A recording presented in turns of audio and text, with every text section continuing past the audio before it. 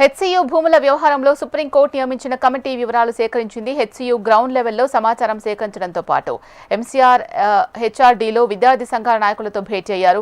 విద్యార్థులు చెప్పిన అన్ని వివరాలు కమిటీ సభ్యులు విన్నారు. తాము చెప్పిన వివరాలతో కమిటీ సభ్యులు పాజిటివ్ గా రెస్పాండ్ అయ్యారు అంటున్న విద్యార్థి సంఘాల నేతలతో మా ప్రతినిధి ఆర్కే ఫేస్ టు ఫేస్. 400 ఎకరాల భూ వ్యవహారానికి సంబంధించి ఏర్పాటు చేసిన కమిటీ కొద్దిసేపటి కిందటే రావడం జరిగింది. అలాగే విద్యార్థి సంఘాలకు సంబంధించిన అభిప్రాయాలు కూడా అడిగి తెలుసుకుంది. సో ఒకసారి లోపల ఏం జరిగింది, వీళ్ళు ఎలాంటి అభిప్రాయాలు వ్యక్తం చేశారని తెలుసుకునే ప్రయత్నం చేద్దాం.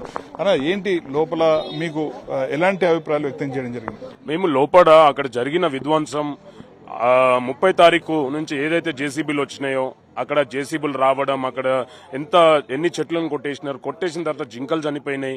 ఆ జింకలు చనిపోయినాయి. వీళ్ళే కాంగ్రెస్ పార్టీ ఏదైతే ఇది ఏఐ జనరేటెడ్ వీడియోస్ అని అంటున్నారో దానికి సంబంధించిన original videos with meta data మేము న్యూస్ పేపర్ పట్టుకుని ఉన్నాయి. లేకుంటే original videos with geo tagging and all the coordinates వాళ్ళకి సబ్మిట్ చేయడం జరిగింది. రెండో ముచ్చట, మా విద్యార్థుల మీద లాఠీచార్జ్ చేయడం జరిగింది. దానికోసం కూడా చెప్పినాము. ఇప్పుడు కూడా 2 విద్యార్థులని సంగారెడ్డి జైల్లో పెట్టినారు. వాళ్ళ కోసం కూడా చెప్పినాం. కమిటీ అనుకూలంగా స్పందించింది. దాని మీద మేము ఒక పాజిటివ్ రెస్పాన్స్ వెయిట్ చేస్తున్నాం. మీరు ఎంతమంది మిమ్మల్ని ఆహ్వానించడం జరిగింది, అలాగే ఎంత టైం మీకు కేటాయించారు? మేము ఒక 7-8 మెంబర్స్ పోయినామండి. అఖిల భారతీయ విద్యార్థి పరిషత్ నుంచి ఒక 7-8 మెంబర్స్ పోయినాము.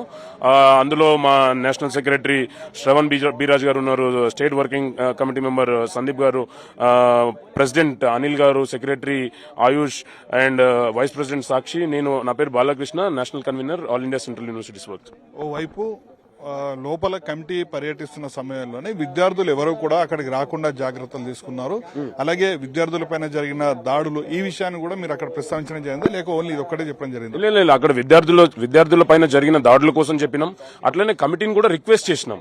మేము కమిటీని, ఎందుకంటే ఈ రోజు ఆ కమిటీకి స్టూడెంట్స్ ని కలవనీయలేదు. సో మేము with highest respect on the judiciary, we have highest respect on this committee, we have 100% trust. కానీ కమిటీని మేము ఫీల్డ్ లో కలుస్తామని ఒక రిక్వెస్ట్ పెట్టినాము. కమిటీ కూడా అనుకూలంగా స్పందించింది.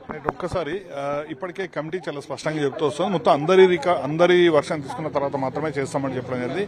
మీ వరకు చెప్పేసరికి మీరు ఏ వర్షన్ మీరు వినిపించడం జరిగింది? ఎందుకంటే ఓవైపు అవన్నీ కూడా ఏ గ్రాఫిక్స్ అంటూ కూడా చెప్పడం జరిగింది కాబట్టి మీ వర్షన్ ఎలా బలంగా వినిపించారు?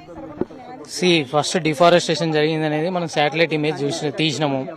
శాటిలైట్ ఇమేజ్ ఏంటంటే ఫస్ట్ డిఫారెస్టేషన్ జరగక ముందుకు ఏ ఇమేజ్ ఉంది, డిఫారెస్టేషన్ జరిగిన తర్వాత ఆ ల్యాండ్ ఎట్లా ఉన్నదని క్లియర్ గా మేము ఇమేజెస్ చూపెట్టడం జరిగినది.